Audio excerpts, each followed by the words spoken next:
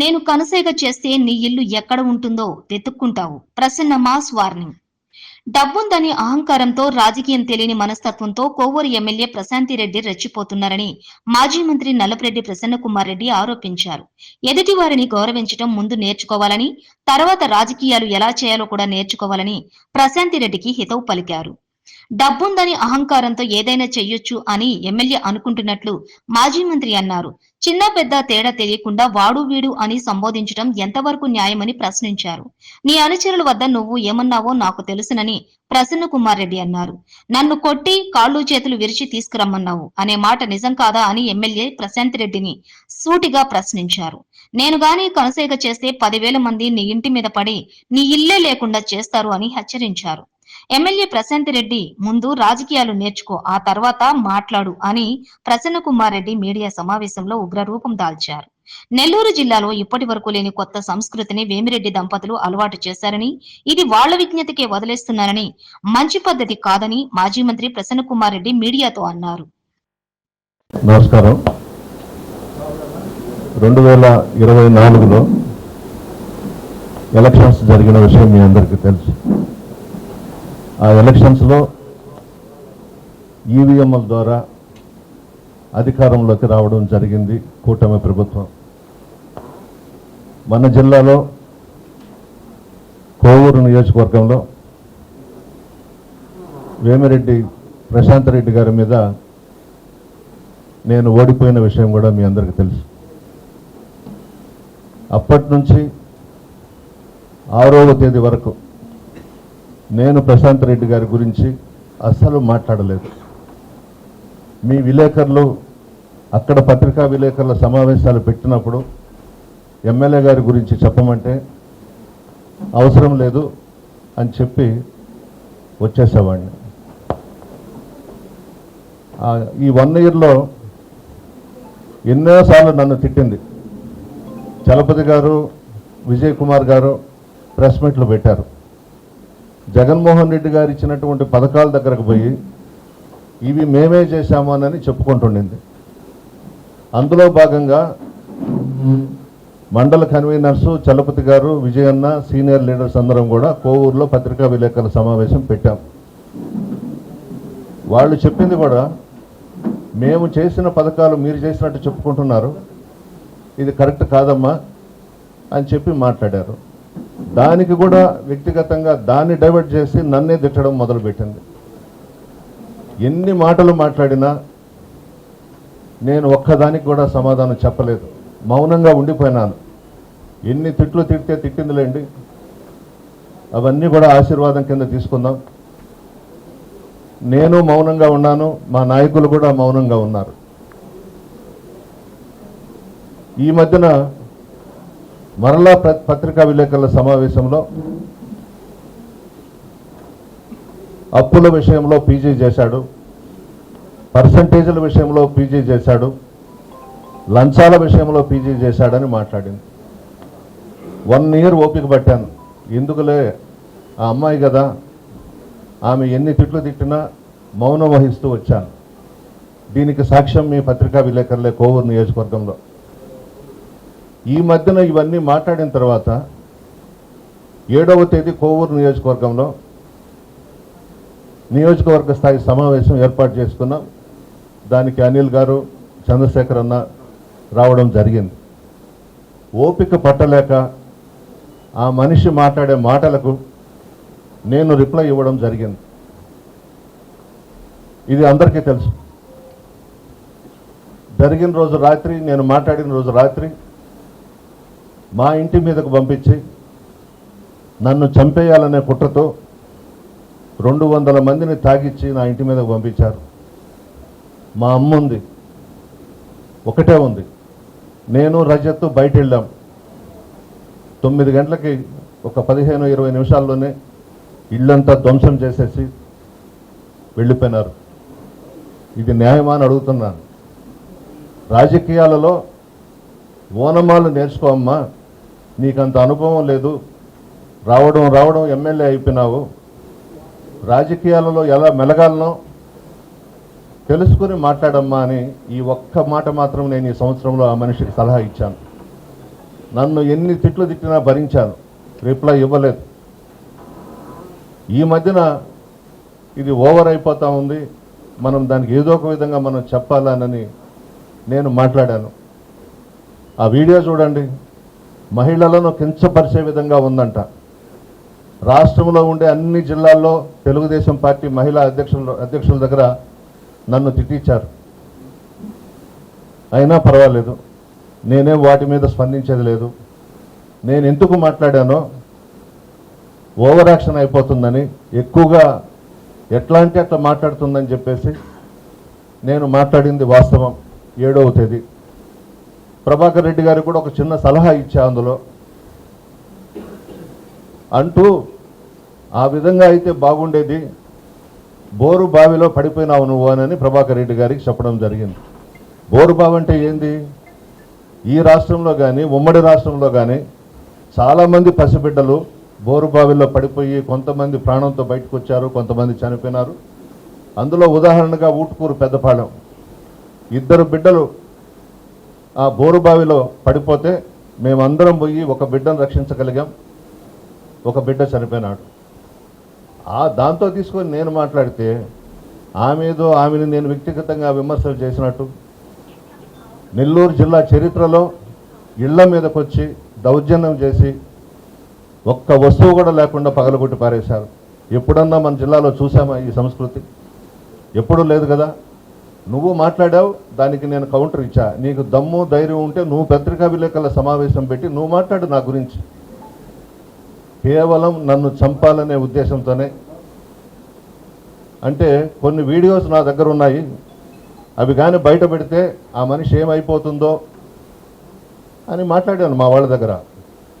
దాంతో ఇవన్నీ బయట పెడతాడేమోనని నన్ను చంపేందుకు పెద్ద కుట్ర చేశారు. దైవాధీనం, ఆ దేవుళ్ళే నన్ను నా కుమారుణ్ణి ఆ ఇంట్లో ఉంచి బయటకు పంపించారు. ఎవరో రజత్ రెడ్డికి సంబంధించిన ఫ్రెండ్ భోజనానికి పిలిస్తే అక్కడికి వెళ్ళాం. ఈ లోపల ఇదంతా జరిగిపోయింది. ఇప్పుడేం మాట్లాడుతుంది?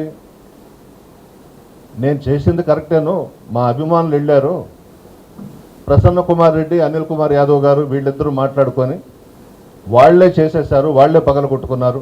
బుద్ధి ఉందా కొద్దిగా? ఎవరు ఇళ్ళు పగలగొట్టుకుంటారు? అనిల్ కుమార్ గారి మనసులో అది లేదు, నా మనసులో అది లేదు. జరిగిన రోజు రాత్రి దాదాపు 3000 మంది మా వాళ్ళందరూ వచ్చేసారు. మీరు అనండి సార్, మేము వెళ్తాం ఆ ఇంటికంటే నేను చేతులు పట్టుకొని వద్దు, అది మన సంస్కృతి కాదు, మన సాంప్రదాయం కాదు, వాళ్ళు చేసిన దానికి మనం ఆ ఇంటి మీదకి పోవడం కరెక్ట్ కాదని నిన్న కూడా వచ్చారు వెళ్తామని. అది మంచి సాంప్రదాయం కాదు. ఒక పద్ధతి ప్రకారం నెల్లూరులో రాజకీయాలు ఉన్నాయి. ఎలక్షన్స్ అప్పుడు తిట్టుకుంటాం, ఎలక్షన్స్ అయిపోయిన తర్వాత అందరం ఫ్రెండ్లీగా మాట్లాడుకుంటుంటాం. అది రాజకీయం. ఎక్కడా చూడలేదు. నేను కానీ ఉండి ఉంటే, నా కొడుకు ఉండి ఉంటే మా ఇద్దరిని కూడా చంపేసేవాడు. మీరే చూశారు మా ఇంటికి వచ్చి. ఏ రూమ్లో కూడా వస్తువులు లేవు. ఆఖరాకి నా మనవరాలు చిన్న బిడ్డ ఉయ్యాలు కూడా పగలగొట్టేశారు. ఇది మంచి సాంప్రదాయమా? ప్రశాంతమ్మ, ప్రభాకర్ రెడ్డి, ఇది కరెక్టేనా మీరు చేసింది? ప్రసన్న కుమార్ రెడ్డి కానీ అనుకుంటే 5000 మంది పోయి ఆ ఇంటిని ధ్వంసం చేసి ప్రభాకర్ రెడ్డిని, ప్రశాంత్ని తీసుకొచ్చి నా ఇంటి ముందు నిలబెట్టేవాళ్ళు. మా కుటుంబానికి నెల్లూరు జిల్లాలో అంతా అన్ని నియోజకవర్గాల్లో అభిమానులు ఉన్నారు. మేము నేదురుమల్లి జనార్దన్ రెడ్డి గారు కూడా 50 సంవత్సరాలు రాజకీయంగా గొడవలు ఉన్నాయి మా మధ్య. మేము ఎప్పుడు కూడా ఇటువంటి వాటికి పాల్పడలేదు. మేము జనార్దన్ రెడ్డి గారి ఇంటి మీదకు పంపేయడమో, వాళ్ళు మా ఇంటి మీదకు పంపేయడమో అది సంస్కృతి కాదు. మేము ఎప్పుడూ అట్లా చేసుకోలేదు. ఎక్కడైనా ఎయిర్పోర్ట్లో జనార్దన్ రెడ్డి గారు కనిపించినా నా భుజం మీద చెయ్యేసి ఎలా ఉన్నావు ప్రసన్న అని అడిగేవాడు. ఏమి రాజకీయాలు ఇవి? ఏమి చేస్తే అంత పెద్ద ఎత్తున రౌడీల్ని తాగిచ్చి డబ్బు ఇచ్చి మా ఇంటి మీదకు పంపించడం? మా తండ్రి గారు నల్లపురెడ్డి శ్రీనివాసరెడ్డి గారు కట్టించిన ఇళ్ళది చేయొచ్చా? నా చావుకి, నన్ను చంపేయాలనే ప్రయత్నానికి వేమిరెడ్డి ప్రశాంత్ రెడ్డి, వేమిరెడ్డి ప్రభాకర్ రెడ్డి గారు కుట్ర బన్నారు. దేవుడు నన్ను కాపాడాడు, నా కొడుకును కాపాడాడు. మా తల్లి శ్రీలక్ష్మ గారు ఒక్కరే ఉన్నారు బెడ్రూమ్లో. లోపలికి జొరబడిపోయి కొట్టబోతుంటే వెనక ఎవరో ఆపారు. వద్దురా, పెద్ద ఆమె జోలికి పోవద్దు అని అంటే ఆ రూమ్లో కూడా ఏసీని పగలగొట్టారు, టీవీని పగలగొట్టేశారు. ప్రతి రూమ్లో ఏమైతే వస్తువులు ఉన్నాయో అన్నీ పగలగొట్టి పారేశారు. ఎక్కడా చూడలేదు మనం. బహుశా రాష్ట్ర చరిత్ర కాదు, ఎప్పుడు కూడా ఇటువంటి వాటికి మనం పాల్పడలేదు. తప్పది. దీనికి కారకులు వేమిరెడ్డి ప్రభాకర్ రెడ్డి గారు, వేమిరెడ్డి ప్రశాంత్ రెడ్డి గారు. కొంతమంది నాయకులు గేటు ముందున్నారు, వీళ్ళు ప్రోత్సహించి లోపలికి పంపించడం. అందరూ సీనియర్ లీడర్సే. వీడియో కూడా మీకు చూపిస్తాం. కోడూరు కమలాకర్ రెడ్డి, దువ్వూరు కళ్యాణ్ రెడ్డి, జట్టి రాజగోపాల్ రెడ్డి, ఇంతా మల్లారెడ్డి, కొల్లారెడ్డి సుధాకర్ రెడ్డి, పెనుబల్లి కృష్ణ చైతన్య, చప్పిడి శ్రీనివాసులు రెడ్డి, సాయి తేజారెడ్డి. ఈ 8 పేర్లు రాసి ఎఫ్ఐఆర్ కట్టమని అడిగితే మొన్న రాత్రి 12 గంటలకు ఎఫ్ఐఆర్ కట్టారు. ఏ పేర్లు లేవు దాంట్లో. ఎవరో దుండుగులు వచ్చి మా ఇంటి మీదకి వచ్చి మా ఇల్లు పగలగొట్టారని ఆ ఎఫ్ఐఆర్లో పెట్టారు. ఎందుకు అంత దిగజారిపోవాలన్నా పోలీస్ డిపార్ట్మెంట్? ఈరోజు వాళ్ళు ఉన్నారు, రేపు మేము వస్తాం, ఇంతకు ఇంత చేసి చూపిస్తాం. అది మంచిది కాదు కదా, మంచి సాంప్రదాయం కాదు కదా. రాజకీయాలు ఉంటాయి, అనుభవం అనేది ఉంటుంది, నేర్చుకోవాలి. అవన్నీ ఏమీ లేకుండా ఎవరు స్క్రిప్ట్ రాసిస్తే నన్ను తిట్టడం వ్యక్తిగతంగా. ఈ సంవత్సరం రోజులు నేను ఒక్క మాట అనలేదు ఆ మనిషిని. ఆ ఒక్కటి తప్ప. రాజకీయాల్లో ఓనమాలు నేర్చుకోమ్మా, అనుభవం తెచ్చుకో అని చెప్పానే తప్ప నేను ఎక్కడా కూడా చెడ్డగా మాట్లాడలేదన్నా. ఇది అన్యాయం. ఇల్లుగా లేదు, గోడలు తప్పించి మొత్తం ధ్వంసం చేసేశారు. ఇది మంచి పద్ధతి కాదు. నెల్లూరు జిల్లా ఎంత బాగుంటుందో మీకు అందరికీ తెలుసు. అందరం ఫ్రెండ్లీగా ఉంటాం, ఏ పార్టీ వాళ్ళైనా కానీ. ఇది జరిగిన తర్వాత అన్ని నియోజకవర్గాల్లో ఉన్నటువంటి తెలుగుదేశం పార్టీ నాయకులు, కాంగ్రెస్ పార్టీ నాయకులు, కమ్యూనిస్ట్ పార్టీ నాయకులు, జనసేన పార్టీ నాయకులందరూ కూడా నాకు ఫోన్ చేశారు. పేర్లు చెప్పకూడదు. ఫోన్ చేసి ఓదార్చారు. బాధపడద్దు, మన జిల్లాలోనే ఇటువంటి సంఘటన ఇంతవరకు మేము చూడలేదయ్యా, మీరు బాధపడొద్దని నాకు ధైర్యాన్ని ఇచ్చారు. ఆమెని ఏమైనా చేయొచ్చు. ఆ గొడ్డళ్ళు, ఆ తాగి వచ్చారు కాబట్టి మా అమ్మను కూడా చంపేసి ఉండొచ్చు.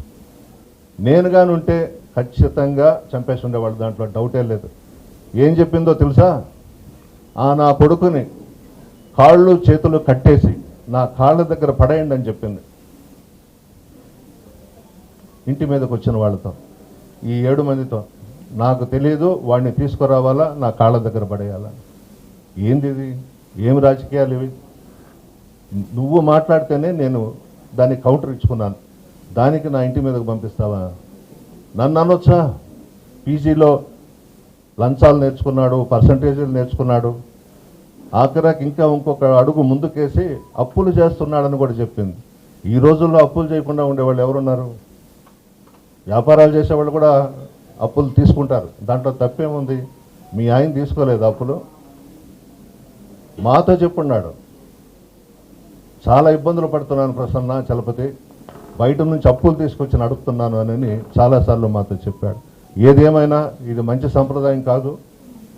నేనే కానీ అనుకుంటే 5 నిమిషాల్లో 10,000 మంది పోయి ఆ బిల్డింగ్ పడగొట్టి వాళ్ళిద్దరిని ఎత్తుకొచ్చి నా దగ్గర పెడతారు. నేను చేయను, నేను ఆ పని చేయను. వాళ్ళకి సరే బుద్ధి లేదు. మనమన్నా మన నెల్లూరు జిల్లా చరిత్రను మనం కాపాడుకోవాలి. మన జిల్లాని ఒకరి మీద ఒకరు ఇళ్ల మీదకు పోయి కొట్టుకుంటే దానికి న్యాయం అనేది ఉండదు. చాలా దారుణం, చాలా బాధగా ఉంది. అన్ని పార్టీల వాళ్ళు కూడా వచ్చి ఇంటికి వచ్చి పలకరిస్తున్నారు. ఇది ఎప్పుడు మనం చూడలేదు. అందులో అది పెద్ద ఆయన కట్టించిన ఇల్లు, శ్రీనివాసరెడ్డి గారి ఇల్లు. లోపల శ్రీనివాసరెడ్డి గారి భార్య ఉంది. వచ్చేసి గొడ్డళ్ళు ఎత్తుకొని భయభ్రాంతులు చేసి గందరగోళం చేసి ఒక మచ్చలాగా మిగిలిపోయింది. తప్పది. ఇప్పటికైనా రాజకీయాలుగానే చేయాలి. ఇదేంది ఇది ఈ విధంగా చేసేది? ఇళ్ల మీదకి వచ్చి ఆ ఫొటోస్ చూపిస్తాం చూడండి. కర్ణాటక చైర్మన్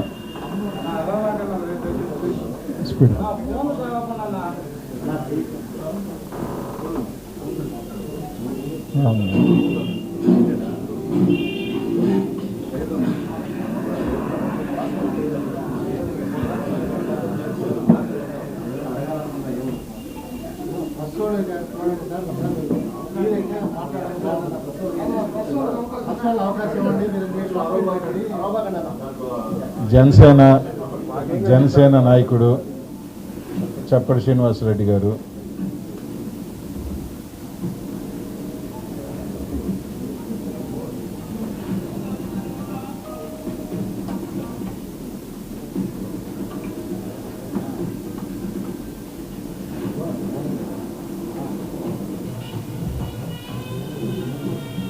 పొన్నవల్లి కృష్ణ చైతన్య,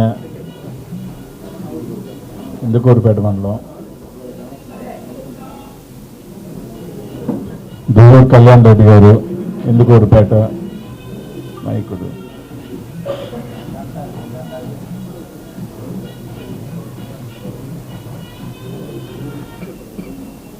కమలాకర్ రెడ్డి గారు,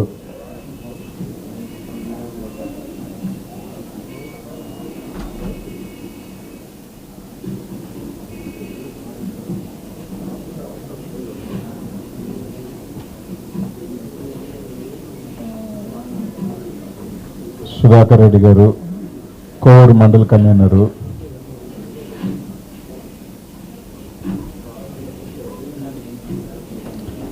ఎక్స్ కోవూరు మండల కన్వీనర్ మల్లారెడ్డి.